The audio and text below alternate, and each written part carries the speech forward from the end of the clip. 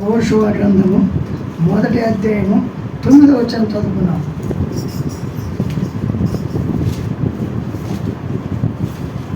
యెహోషువ గ్రంథం 1వ అధ్యాయము 9వ వచనం. నేను నీ ఆజ్ఞ ఇచ్చున్నాను కదా, నిబ్బరం కలిగి ధైర్యంగా ఉండు, దిగులు పడకము, జడియకము. నీవు నడుచు మార్గమంతటిలో నీ దేవుని యెహోవా నీకు తోడై ఉండును. ప్రార్థన చేసుకున్నాం. మరొకసారి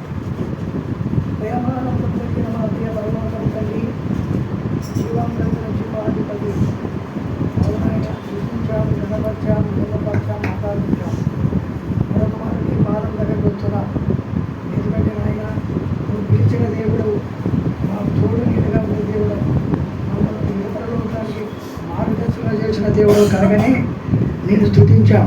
మరొకసారి నీ జీవవాక్యం కొరకు చూస్తుండగా నిష్ప్రయోజకుడని నన్ను జ్ఞాపకం చేసుకొని మీ దయగల హస్తాల కింద ఉంచి మీ జీవవాక్యం మాకు అర్పింపచేస్తారని యేసు పరిశుద్ధ నామం అడిగి వేడుకొంచున్నాం తండ్రి, ఆమేన్.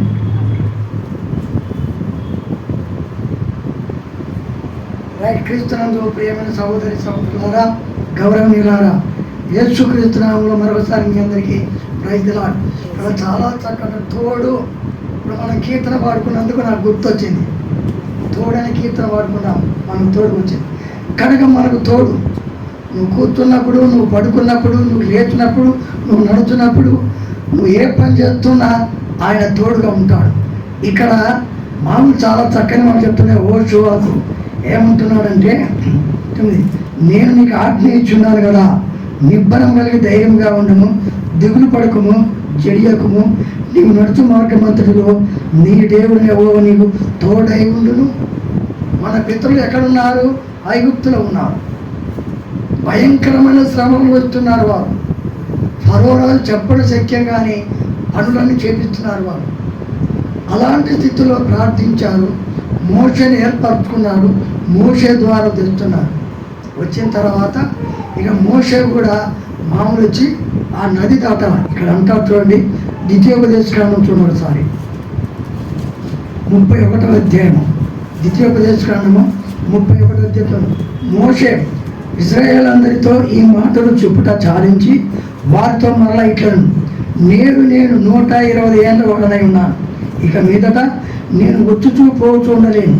యెహోవా యోర్దాను దాటకూడదని నాతో సెలవిచ్చాను అంటూ ఆ 7వ వచనం.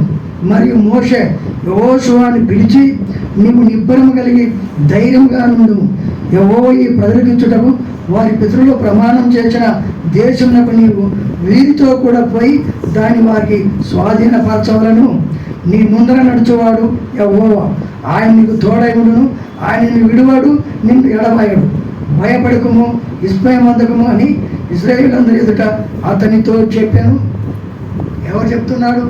ఎవరికి చెప్తున్నాడు? మోషే. ఎవరిని తెచ్చాడు? మన పితరులు తెస్తున్నారు. మనసు నొప్పించారు. మాకు నీళ్లు లేవే, మాకు అన్నం లేదే, కానీ ఆయన చెప్పుకుంటే మనకు సమాచారం. వాళ్ళు ఎక్కడ ఏ విధంగా చెప్పుకొని తెచ్చినా అయినా వాళ్ళ చివరకు చంపాలని చెప్పినా దేవుడు చెప్పాడయ్యా, అక్కడ తీసుకుపోయి వాళ్ళందరినీ చంపాడు ఆ దేవుడు, ఆయనని నీకు చెడు వచ్చదని ఆయన సముదాయం చెప్పాడు. కనుక ఈనాడు నమ్మిన మనము ఎన్నెన్నో మన మీదకి వస్తున్నా బాధ కలిగి మనం ఏమైనా చేయాలన్నా జీవవాక్యం మనలో హెచ్చరిస్తుంటుంది. మనం అది గుర్తుపెట్టుకోండి. మనలో జీవవాక్యం ఉంటే ఎవడు ఏమి చేయలేడు. ఒకవేళ చేసినా మన తోడు ఉన్న దేవుడు మనలా కాపాడుతూ ఉంటాడు. అందుకని ఇక్కడ 23వ వచనం కూడా చూడండి. మరి యెహోవా నూను కుమారుడు యెహోషువకు ఇలా సెలవిచ్చాను, నీవు నిబ్బరం కలిగి ధైర్యంగా ఉండము, నేను ప్రమాణపూర్వకంగా వారికి ఇచ్చిన దేశంలో ఇశ్రాయేలును నీకు తోడుకొని పోవాలని నేను నీకు తోడై ఉందును. కనుక మనకు తోడు ఆయన తోడుండబట్టే మనము, మన కుటుంబం, మన పిల్లలందరూ మనం క్షేమంగా ఉంటున్నాం. కనుక అలానే నమ్మిన మనము మనకు తోడుగా ఉన్నాడు కనుక ఆయన మనం ఎల్లప్పుడూ ఆయన స్తుతించాలా, గణపరచాలి. అందుకని ఆనాడు మోషేకు తోడు ఉన్నాడు, నడిపించాడు. యెహోషువను ఏర్పరచుకున్నాడు కనుక ఆయన తోడు ఉంటాడు కనుక వారు ఏమన్నా నిబ్బరం కలిగి వాళ్ళు నడిపించుకోవాలంటూ చెప్పాడు. అందుకని ఇక్కడ ఆదికాండం 26వ అధ్యాయం చూడండి ఒకసారి. ఆది కాండము అన్నట్టు, ఎందుకంటే తక్కువ సమయం ఉంది కనుక నేను ఒక 10 నిమిషాలు చెప్పి సాక్ష్యం ఇవ్వాలి. ఆది కాండము 26వ అధ్యాయము మొదటి నుంచి చదువుకుందాం.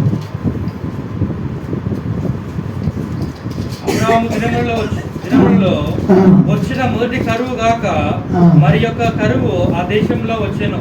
అప్పుడు ఇస్సాకు గెరారులోనున్న ఫిలిష్తీయుల రాజైన అబీమెలెకునొద్దకు వెళ్ళెను. అక్కడ యెహోవా అతనికి ప్రత్యక్షమై, నీవు ఐగుప్తులోనికి వెళ్ళక నేను నీతో చెప్పు దేశమునందు నివసించుము, ఈ దేశమందు పరవాసివై ఉండుము, నేను నీకు తోడై ఉండి నిన్ను ఆశీర్వదించెదను. అది చాలా చక్కగా చూడండి, ఎంత చక్కగా చెప్తున్నాడు. అబ్రహాము దినములలో వచ్చిన మొదటి కరువు కాక మరి ఒక కరువు ఆ దేశంలో వచ్చాను. అప్పుడు ఇస్సాకు గెరారులో ఉన్న ఫిలిష్తీయుల రాజైన అబీమెలెకు వద్దకు వెళ్ళాను. అక్కడ యెహోవా అతని ప్రత్యక్షమై, నీవు ఐగుప్తులోనికి వెళ్ళక నేను నీతో చెప్పు దేశమందు నివసించుము, ఈ దేశమందు పరవాసివై ఉండును, నేను నీకు తోడై ఉండి నిన్ను ఆశీర్వాదించెదను. ఇస్సాకు చాలా చక్కగా చెప్తున్నాను. నేను పితరులకు నేను తోడుగా ఉన్నాను, నేను ఆశీర్వదించాను. ఈరోజు నీకు నాకు తోడుగా ఉన్నాడు, మనల్ని ఆశీర్వదిస్తాను. అలాగా మనకు నేను చెప్పాను, 2 ఆశీర్వాదాలు పొందాం మనం. భూ సంబంధమైన శారీరకమైన ఆశీర్వాదం, పర సంబంధమైన పరలోక ఆశీర్వాదం. ఎవరి ద్వారా? యేసుక్రీస్తుల వారి ద్వారా పొందిన మనము చాలా స్థిరంగా ఉండాలి. అందుకని ఇక్కడ మనకి ఏం చెప్తాడంటే, ఆనాడు మోషేకు తోడుగా ఉన్నాడు, నడిపించాడు, యెహోషువని పిలిచాడు. ఆయన చెప్తున్నారు, నువ్వు తోడుగా ఉంటున్నాడు కనుక నువ్వు నిబ్బరంగా ఉండమని ఆయన ధైర్యపరుస్తున్నాడు. ఎంత చక్కగా అంటున్నాడంటే, అబ్రహాము దినములో వచ్చిన మొదటి కరువు కాక మరి ఒక కరువు ఆ దేశంలో వచ్చాను. అప్పుడు ఇస్సాకు గెరారులో ఉన్న ఫిలిష్తీయుల రాజైన అబీమెలెకు వద్దకు వెళ్ళాను. అక్కడ యెహోవా అతనికి ప్రత్యక్షమై, నీవు ఐగుప్తులోనికి వెళ్ళగా నేను నీతో చెప్పు దేశమందు నివసించుము, ఈ దేశమందు పరవాసివై ఉండుము, నేను నీకు తోడై ఉండి నిన్ను ఆశీర్వాదించను. పరవాసివై ఉండు. ఆనాడు ఐగుప్తులో ఇశ్రాయేలు పరవాసిగా ఉన్నావు కనుక ఇప్పుడు నువ్వు పరవాసిగా ఉన్నావు. ఇప్పుడు మనం పరవాసులం. ఎక్కడికి? పరలోకానికి పరవాసులం. పరవాసులుగా ఉన్న మనలను ఆయన పిలిచాడు. పిలిచిన మనము ఆయన సొత్తు కనుక మనం స్థిరంగా ఉండాలి. స్థిరంగా ఉండాలంటే స్తుతించి ఘనపరిచి మహిమపరచాలా. రెండోది, పరలోపాపంలో పాలివాళ్ళం కాకూడదు. జాగ్రత్త. పరలోపాపంలో పాలిపడవయ్యావా పాతాళము తప్పదు. కళ్ళారా చూడాలా, చెవుడా వినాలా, బుద్ధి చెప్పాలా. ఎవడో తప్పు చేస్తాడు, వాడు చేసిన తప్పును ఏదేదో కల్పించి చెప్తే అది నిజమని నమ్ముతున్నావు. ఈ మనిషిని ఏనపరుస్తున్నావు, కించపరుస్తున్నావు. అట్టాటోడు ఇట్టాటోడు, అట్టాది ఇట్టాడంటున్నావు. ఎట్టాడని ఆయన చూడ్డా? ఆయన చూస్తాడా లేదా? మరి ఎందుకు చెప్తున్నావు? ఇక్కడ అంటాడు రోమపత్రిక ఒకసారి 2వ అధ్యాయం, రోమియోలకు రాసిన పత్రిక 2వ అధ్యాయం చూడు.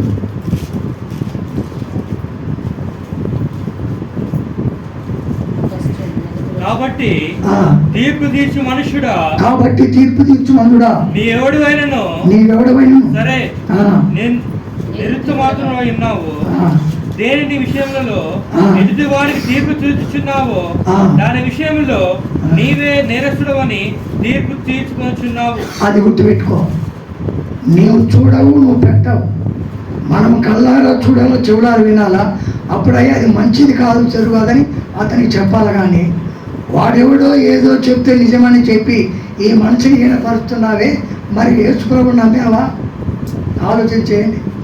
విచారం చేత పట్టబడి రాళ్ళతో కొట్టి చంపాలన్నప్పుడు యేసుప్రభు దగ్గర వచ్చినప్పుడు కొట్టి చంపమన్నాడా?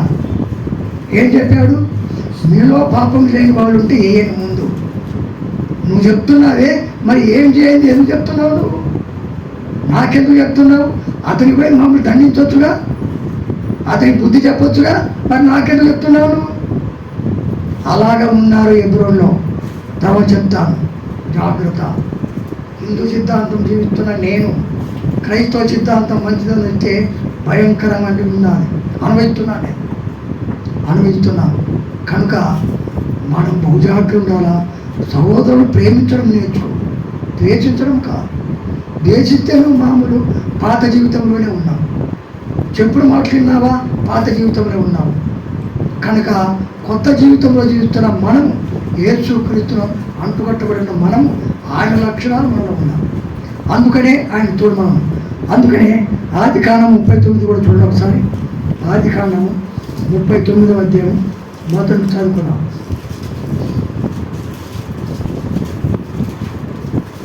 ఆదికాండము 39 మొదటి చదువుకుందాం, లేదా రెండు చదువు. యెహోవా యోసేపునకు తోడై ఉండెను గనుక అతడు వర్ధిల్లుచు తన యజమానుడగు ఆ ఐగుప్తుని ఎంత ఉండెను. యెహోవా అతనికి తోడై ఉండెననియు అతడు చేసినదంతయు అతని చేతిలో యెహోవా సఫలం చేసినని అతని యజమానుడు చూచినప్పుడు యోసేపు మీద అతనికి కటాక్షం కలిగిన గనుక అతని యొక్క పరిచర్య చేయువాడాయను. అది చాలా చక్కగా యేసేపు అన్నలకు అన్నం తీసుకోమన్నాడు. అన్నలు ఏం చేశారు?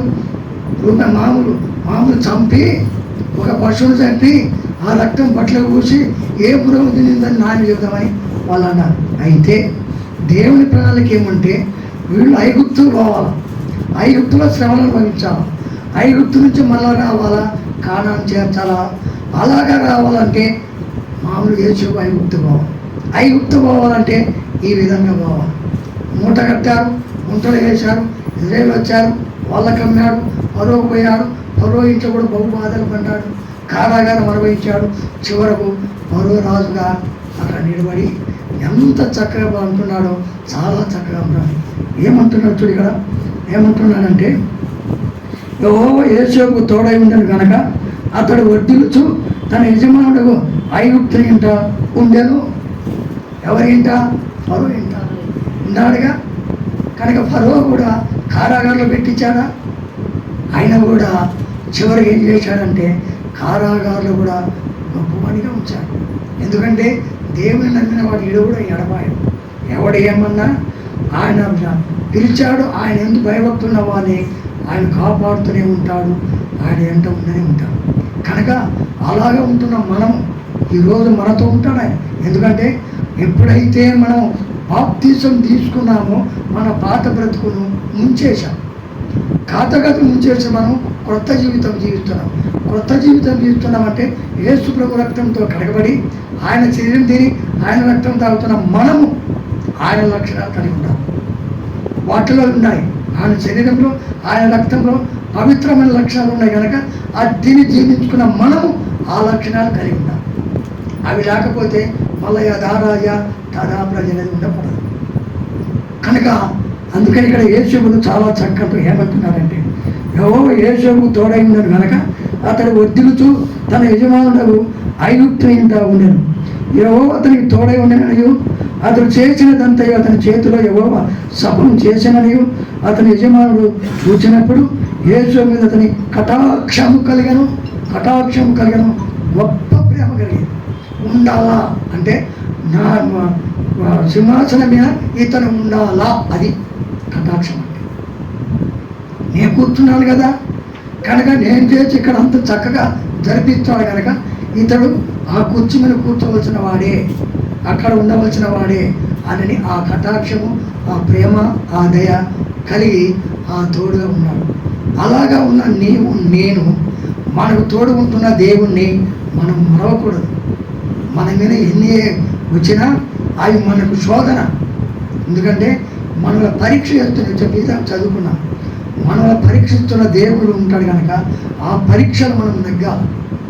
నెగ్గినమంటే ఆయనతో ఆయన సొత్తు, నెగ్గకపోతే సావధాన సొత్తు. అందుకనే 1 సమూయేలు 18:12 చూడండి. 1 సమూయేలు గ్రంథం 18:12 2 వచనాలు చదివి ఆ సాక్ష్యం చెప్పి ముగిద్దాము.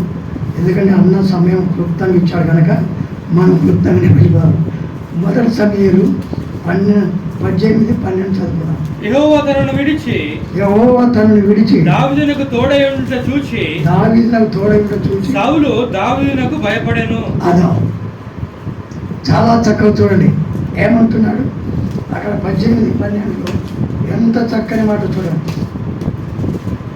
18 అధ్యాయం 12 వచనం. యెహోవా దావీదునకు భయపడెను. సారీ ఏమని యెహోవా తనను విడిచి దావీదుకు తోడై ఉండుట చూచి సౌలు దావీదునకు భయపడను. ఎందుకు భయపడినాడు? అనేక మంది రీటిసిరాడు, అనేక విధాలుగా శోధించాడు, అనేక చోట్ల విజయం పొందాడు. సౌలుకు 1000 కొలది, దావీదుకు 10,000 కొలనందుకు నన్ను హెచ్చించేది ఒకటి, అతను హెచ్చించాడని ఆ అసూయ, ఆ ద్వేషము దావీదు మీద పగబట్టాడు. చివరకు చంపాలనుకున్నాడు. కానీ దావీదు తలంచుకుంటే సౌలు ఎప్పుడు వెళ్ళిపోయేవాడు. కానీ దేవుడు ఏర్పరచుకున్నాడు కనుక దేవుడే చూడాలని సౌలు చంపలేదు. కనుక దావీదు దేవుని యందు భయం అంటే నా హృదయానుసరుడు అన్నాడంటే ఎంత దేవుడు స్తుతిస్తాడో ఆలోచన చేయండి. కనుక అలాగా తోడు నీడ ఉన్న మన దేవుణ్ణి మనం స్తుతిస్తున్నారా, గనపడుతున్నారా? అందుకే కీర్తనలు 91:15 చూడండి. కీర్తనలు 91వ అధ్యాయం 15 వచ్చిన చదువుకున్నాం. అతడు నాకు మొరపెట్టగా నేను అతనికి ఉత్తరం ఇచ్చేదను. ప్రేమలో నేను అతనికి తోడై ఉండేదను. అతను విడిపించి అతని గొప్ప చేసేదను. అది చాలా చక్కగా చూడండి. కీర్తనలు 91వ అధ్యాయం 15 వచ్చిన ఎంత చక్కగా చూడండి. ఏమంటున్నాడంటే మోషే చాలా చక్కగా అంటున్నాడు. 15 వచ్చిన అతడు నాకు మర్ర పెట్టగా నేను అతనికి ఉత్తరం ఇచ్చేదను. శ్రమలో నేను అతనికి తోడై ఉండేదను. శ్రమ మనకు అనేక విధాలుగా మనసు నొప్పించే వాళ్ళు ఉంటున్నారు. మనము ఏదో ఒక విధాన మనలో ఏం చేస్తారంటే మన మనసు నొప్పించి మన కుటుంబం మీద, మన మీద, మన ఆత్మీయ జీవితం మీద సాతాను వాడు ఇతరులతో అనేక విధాలుగా శోధన వస్తుంది కనుక ఆ శోధన ప్రార్థన ద్వారా జయించాలి, వాక్యం ద్వారా జయించాలి. అప్పుడు దేవుడికి మనం ఇస్తున్నాం. యేసు ప్రభువును నమ్ముకున్నానికి ఈ శోధనలు, ఈ బాధలు, ఈ కష్టాలు, ఈ అవమానాలు, ఈ నిందలు, ఈ అనారోగాలు, ఈ దరిద్రత కాదు. నువ్వు నమ్ముకున్నావా? అవి రావు. అవి వచ్చాయా? పారే. ఎలాగా? ప్రార్థనతో పారుదోళం, వాక్యంతో పారుదోళం, సహోదర ప్రేమతో పారుదోళం. సహోదరులు ప్రేమించాలి. ఒక వ్యక్తి పడిపోతే పడిపోయిన వ్యక్తిని లేపాలా కానీ పరదోయకూడదు. అది గుర్తుపెట్టుకో. ఈరోజు అతను పడిపోయాడు, రేపు నా స్థితి ఏమవుతుందో అని దగ్గరికి పోయి వాక్యం చెప్పి ప్రార్థన చేయి. టీపి నీళ్ళు వేయి. నాన్న నా కన్నా అయ్యా నువ్వు పరిశుద్ధుడు ఉండమ్మా అనకూడదు. ఆ మాట నా అక్క నా అన్న అనగానే మనం వేరే విధంగా ఉండకూడదు. అందుకని ఇక్కడ చాలా చక్కగా మోషే ఎంత చక్కగా అంటున్నాడు చూడండి. అతడు నాకు మొర్ర పెట్టగా నేను అతనికి ఉత్తరం ఇచ్చేదను. శ్రమలో నేను అతనికి తోడై ఉండేదను. అతన్ని విడిపించి అతను గొప్ప చేశాను. దీర్ఘాయుష్ చేత అతన్ని తృప్తిపరచదను. దీర్ఘాయుషు ఈ లోకంలో 90 ఏళ్ళ, 120 ఏళ్ళ, 60 ఏళ్ళ ఎన్నేళ్ళు ఉన్నాడో అన్నేళ్ళు క్షేమంగా మిగులుతాడు దీర్ఘాయుషు. మోషే ఎన్నేళ్ళు ఉన్నాడు? 120 ఏళ్ళు ఉన్నాడు. అది దీర్ఘాయుషు. 100 ఏళ్ళు ఉన్నారు మన పితరులు కూడా. కనుక అలాంటిది ఈనాడు మన దీర్ఘాయుషు 80, 90, చివరకు 100. అది దీర్ఘాయుషే. కనుక ఏ ఆయుష్ ఉన్నా ఉన్నన్నాళ్ళు మనము ఆయన స్తుతించాలా, కనపరచాలా. మనము మన కుటుంబాలు ఆశీర్వాదం ఉండాలా. మన పిల్లలు ఇట్లుండాలి కానీ ఇట్లుండకూడదు. అది గుర్తుపెట్టుకోవాలి. మన పిల్లలు ఎట్లుండకూడదు, ఇట్లుండాలి. మనం ఎవరి పిల్లలము? ఆయన పిల్లలము. ఆయన ఇలా ఉంటున్నాడా, ఇలా ఉంటున్నాడా? కనుక ఆయన మనం ఎల్లప్పుడూ దేవుని యందు భయం కలిగి జీవించాలి. అందుకే ఆయన ఇక్కడ చాలా చక్కగా అంటున్నాడు. అందుకే అక్కడ మామూలు ఇదిగో అంటాడు చూడండి. 23:4 చదువుకున్నాం. అక్కడే 23వ అధ్యాయం 4 చదువుకున్నాం.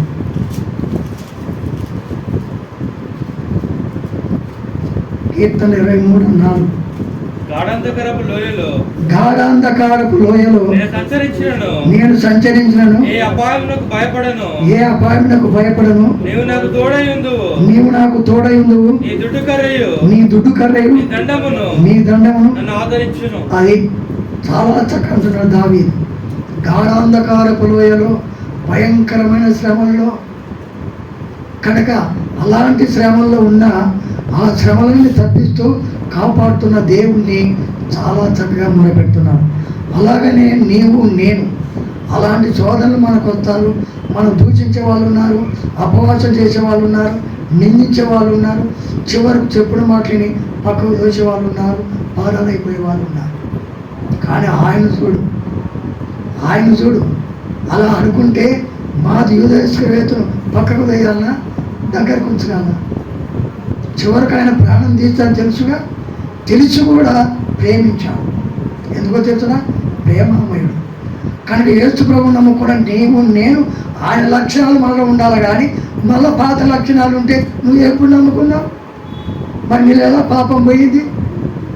నీళ్ళు పాపం పోలే, మనం నటిస్తున్నాం. జాగ్రత్త. నటన ఆయన చూస్తుంటాడు. ఆ నటన పాతాళం తప్పదు. మనం నటించకూడదు, మనం స్థిరంగా ఉండాలి, దేవుడి దృష్టిగా ఉండాలి.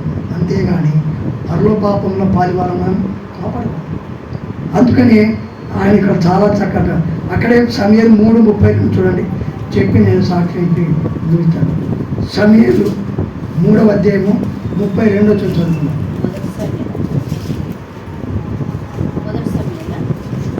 సామెతలు క్షమించాలి, సామెతలు 3:32.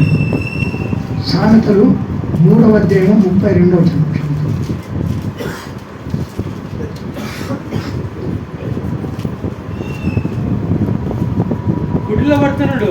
కుటిలవర్తనుడు యెహోవాకు అసహ్యుడు, యథార్థవంతులకు ఆయన తోడుగా నుండును అని గుర్తుపెట్టుకోండి. కుటిలవర్తనుడు జీవితాలు నాశనం చేసేవాడు, మనసులకు బాధ పెట్టేవాడు, ఆత్మీయ జీవితాన్ని పడదోసేవాడు, ఒక మనిషి మీద లేనిపోని అబద్ధాలు చెప్పేవాడు. అలాంటి వాళ్ళు కుటిలవర్తనుడు. జాగ్రత్త. కనుక అలాంటి కుటిలవర్తనులను మనము చూడాలా, శారీరకంగా దగ్గర ఉండాలా, ఆత్మీయంగా దూరంగా ఉండాలి. నా దగ్గర నిన్ను గురించి చెడుగు చెప్తాడు, నేను గురించి నాకు చెడుగు చెప్తాడు. కనుక ఇలాంటి వాళ్ళు ఉన్నారు. వాళ్ళని మంచిగానే ఉంటారు, మంచిగా చేస్తారు, చివరకు లేనిపోలేని మనం చెప్తుంటారు. యేసు ప్రభువునే చెప్పారా? దేవాలయాన్ని పడగొట్టి 3 రోజులు లేపుతానన్నాడు. ఎన్నెన్నో ఆయన మీద కల్పించి చెప్పారు చేయని అని. అయినా ఆయన మరలోకం నుండి మన పాపానికి ప్రాయచిత్తం కావాలి వచ్చాడు కనుక ఆయన్ని సహించాడు. మనము పరలోకానికి సిద్ధంగా మనం సహింపుందాం. సహించామా యేసు ప్రభు మనలో ఉన్నట్టే, సహించామా పరలోకం మంది, అసహించుకున్నామా పాతాళము తప్పదు. కనుక ఎవడు ఏమన్నా మనం ఎలాంటి వాళ్ళమో, మనం ఎలా చేస్తున్నామో ఆయన చూస్తున్నాడు. కనుక ఆయనకు భయపడాలి, కానీ మనుషులకు భయపడాల్సిన అవసరం లేదు. అలాగా మనము జీవిద్దాము, దేవుని మీద నమ్మకంగా జీవిద్దాం. సాక్ష్యం చెప్పి నేను ఎందుకంటే క్లుప్తంగా పెరగడానికి 6వ అధ్యాయము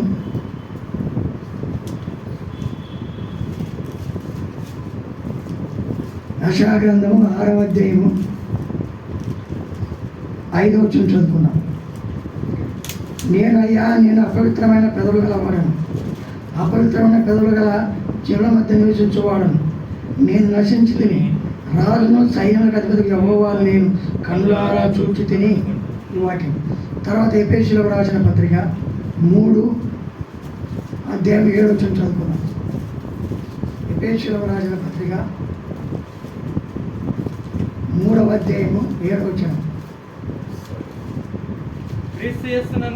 క్రీస్తు యేసునందు మనల్ని ఆయనతో కూడా లేపి 3:7 ఎఫెసీయులకు రాసిన పత్రిక 3వ అధ్యాయము 7వ వచనం. దేవుడు కార్యకార్యకు తన శక్తిని బట్టి నాకు అనుగ్రహించిన కృపావరం చొప్పున నేను ఆ సువార్తకు పరిచారకుడనైతిని. అది ఈ 2 వాక్యాలు. నేను చదువుకున్న తర్వాత పోస్ట్ మాస్టర్ ఉద్యోగం వచ్చింది. నేను సబ్ పోస్ట్ మాస్టర్. మేము ఏంటంటే హిందూ సిద్ధాంతం మాది. మేము వ్యవసాయం చేసి బతకాలి. మా నాన్న వ్యవసాయం, మా ఎద్దులు, ఆవులు, బర్రెలు. అప్పుడు ఈ మిద్దెలు లేవు, మామూలు కొట్టాలు. ఆ కొట్టాలు వండుకోవాలి. ఆ ఎద్దరుగా మామూలు ఉత్తవాది ఆయన పెంటేస్తుంటే వాటితో బతుకుతూ వాటికాడికి రావంటాయి ఎదురా నువ్వు. అప్పుడు కరెంటు లేదు, దీపాలు ముట్టించుకొని చదువుకోవాలి. అలాగా చదువు. మా నాన్న మా అమ్మ మేమంతా, మా అంటే ఇద్దరు అన్నలు చనిపోయారు, ఇద్దరు అక్కయితో ఒక ఆమె చనిపోయింది, ఒక ఆమె ఉంది. నేను చదువుకున్న తర్వాత నాకు పోస్ట్ మాస్టర్ ఉద్యోగం వచ్చింది. నేను నా మామూలు ఒక అమ్మాయిని నా పేరెంట్ చేసుకోవాలనుకుంటే మా నాయన ఒప్పుకోలే. మా చిన్న చెప్పాడు, ఒరే మనం మాట్లాడిన అమ్మాయి వద్దంటున్నారా వీడు, మామూలు వీడు చేసుకుంటా అంటే బయటకు పోరని నా బట్టలన్నీ మా చిన్న కోపం బయట మారేసాం, వెళ్ళిపో మా ఇంటికి వెళ్ళిపోరా. అప్పుడు వాళ్ళ మాట విన్నాను, పెళ్లి చేసుకున్నాను. ఆ అమ్మాయికి షుగర్ అంటాం.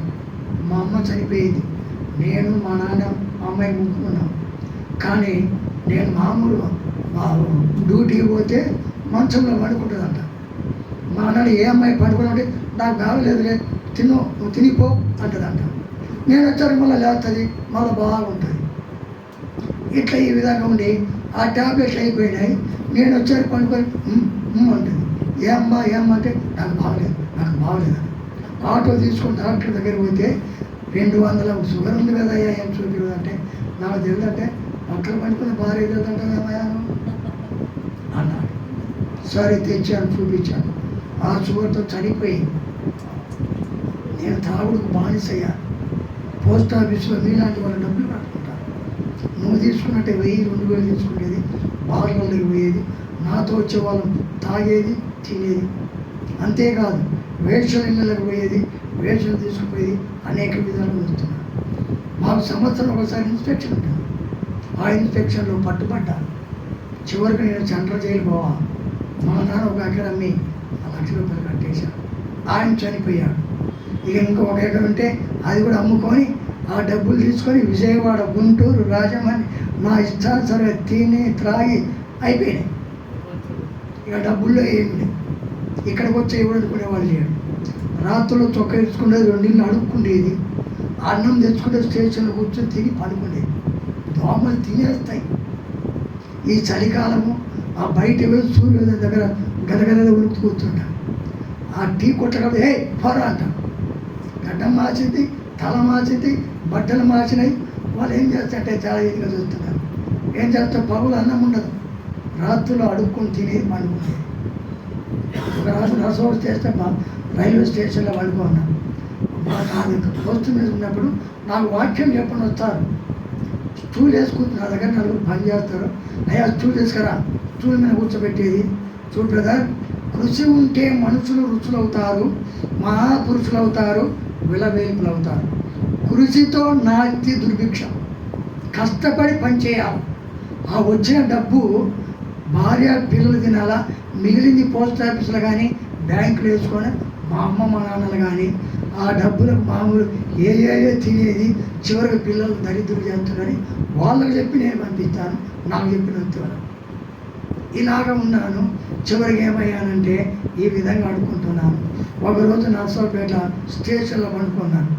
ఆ నీళ్ళు తాగుతుంటే ఒక దైవ సేవకుడు తెల్లటి బట్టలు వేసుకొని బైబిల్ చదివించుకొని మీది ఏ ఊరయ్యా అన్నాడు. మాది గిద్దలూరయ్యా. ఏంటి అంటే మరి చదువుకున్నాను అంటున్నావే, ఎక్కడైనా ట్యూషన్ పెట్టుకొని బ్రతకొచ్చు కదా అన్నాడు. మంచి మాట చెప్పావు. నా స్థితిలో నువ్వు ఉండి నీ స్థితిలో నేనుంటే నేను కూడా నిన్ను ప్రశ్నించేవాడిని. నా స్థితి నీకు రాలేదు అన్నాను.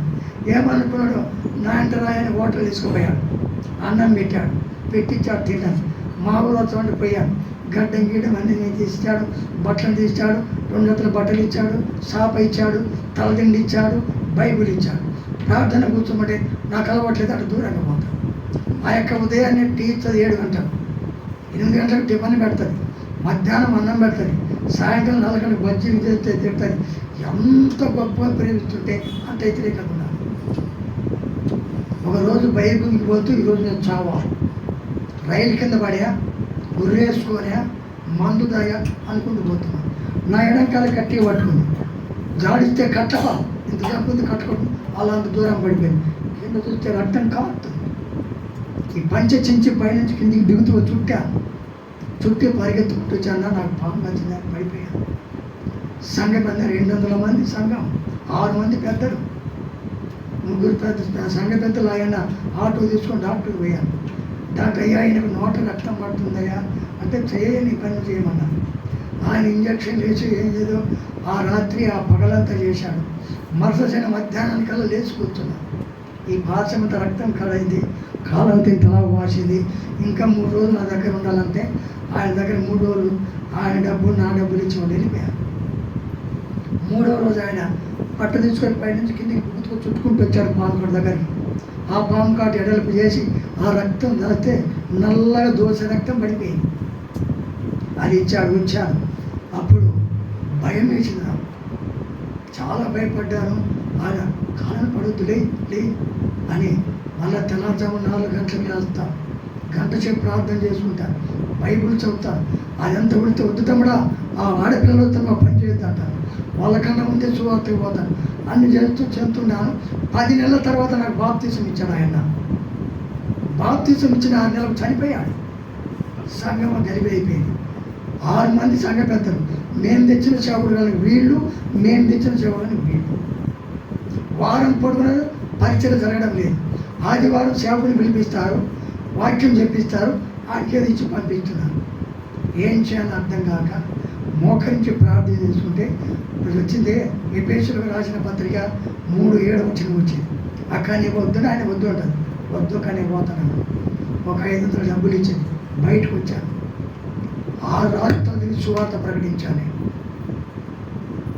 పల్లెటూరులో తిరిగాను, జమ్మూ కాశ్మీర్ పోయాను, అక్కడికి సువార్త ప్రకటించాను. ఒక బ్రదర్ తీసుకొని పోయాడు. కర్నూలులో మా కుష్ఠరోగులలో కాలు ఉంది, అక్కడ ఎవరు పోలేదంట. నేను కలప తీసుకొస్తే మా దగ్గరికి ఎవరు రాలేదు కదా, నువ్వు రానని పిలిచి అన్నం పెట్టారు, తిన్నాను. అంతలా ఎదిరితే ఒక 1000 రూపాయలు ఇచ్చి వాళ్ళు పంపించాను. ఈ విధంగా 4తో సవాలు చేశాను. ఏం చేశానంటే నలమల అడవి, ఆ అడవిలో కూర్చున్నాను. అడవిలో చెంచులు లబ్బడి బాబు వాళ్ళంతా చాలా చక్కగా నన్ను చూస్తున్నారు. దాదాపు 20-30 మంది వస్తారు నా దగ్గరికి. ఉదయం సాయంత్రం చాలా చక్కగా జరుగుతుంది. అయితే రోజు మాంసమే ఏదో ఒకటి పట్టుకొస్తారు, తింటారు. అలా అంత దూరంలో నీళ్లు ఉన్నాయి. మామూలు ఎలుగొట్లు పుళ్ళు అన్నీ వచ్చి తాగిపోతాయి. ఇలా దగ్గరికి రావు. భయపడాకురా మామ, అవి రావులే. నాకేం చేశాడు, మామూలుగా మంచం వేశారు. ఆ మంచం నా చుట్టూ కూర్చుంటారు. మామూలు ఏం చేస్తారంటే మంటేస్తారు, అవి రావు. అంత బాగా చూస్తున్నారు. 7th డోర్ వచ్చారు. అక్కడికి వచ్చి మా దగ్గర ఉన్నాయి, నీకు 5,000 ఇస్తామన్నారు. ఆ 5,000కి ఆశపడ్డాను. వాళ్ళు ఏం చేయాలంటే ఆ శనివారం ప్రార్థన పెట్టాలంటారు. సంవత్సరం ఒకసారి వచ్చి వాళ్ళు బల్లారాధన ఇవ్వాలంట. ఇలాంటివన్నీ చెప్పడంలో నాకు ఇష్టం లేదు. ఎందుకని నేను అక్కడ వాళ్ళకి అప్పచెప్పి ఎక్కడికి వచ్చాను, ఇక్కడికి వచ్చాను. అప్పుడు ట్రస్టోళ్ళు ఉన్నారు, మామూలు కురియర్ అన్న, పిఠాచారన్న, డేవిడ్ అన్న, వీళ్ళందరూ ఒక రూమ్లో ఉన్నారు. వాళ్ళ పాప ట్రస్టులు ప్రార్థనలు చేస్తున్నారు. వీళ్ళు పాప రూమ్ నేను వాళ్ళతో ఉన్నాను. ఆ విధంగా ఉండి చేసిన తర్వాత సరే మళ్ళీ వచ్చింది. వచ్చిన తర్వాత ఏం చేశానంటే నేను మామూలు వెళ్ళిపోయాను. మళ్ళీ వెళ్ళిపోయి చూడ ప్రకటించిన తర్వాత బాగుండదని ఒక మామూలు అదే పల్లెటూరులో చెప్పుకుంటున్నా. నేను పల్లెటూరులో చెప్పుకుంటూ ఉంటే వాళ్ళు ఏమంటే ఏబిఎం వాళ్ళు అంటారు.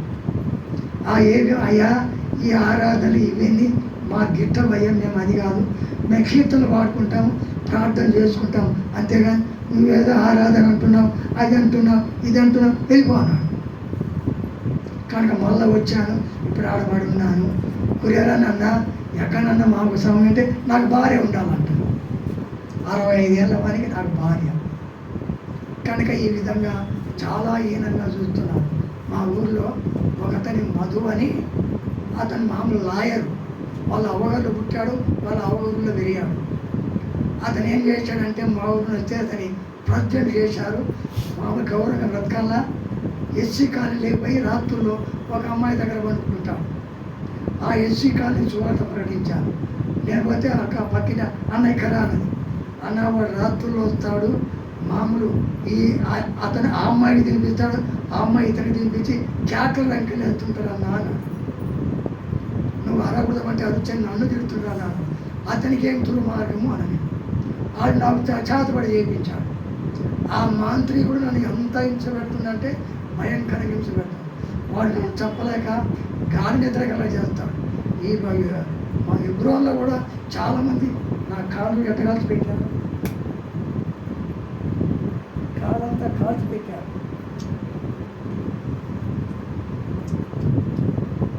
ఈ కాలంతా కాలుతా గోళ్ళని పనిచేశారు. ఈ గోలు కన్నంతో ఎట్టి పెట్టారు, వాళ్ళు విడబడ్డారు. చాలా దుర్మార్గులు ఉన్నారు ఈ తెలంగాణ.